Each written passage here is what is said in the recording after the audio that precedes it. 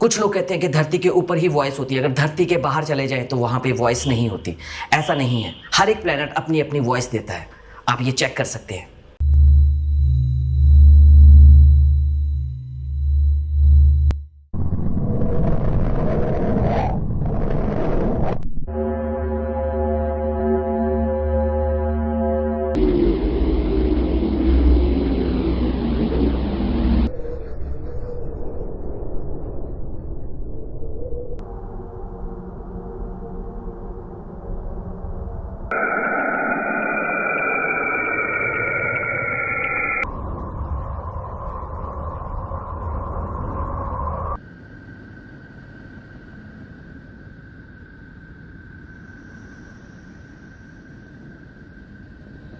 ऐसी knowledgeable video देखने के लिए चैनल को सब्सक्राइब कर लीजिए। Thank you.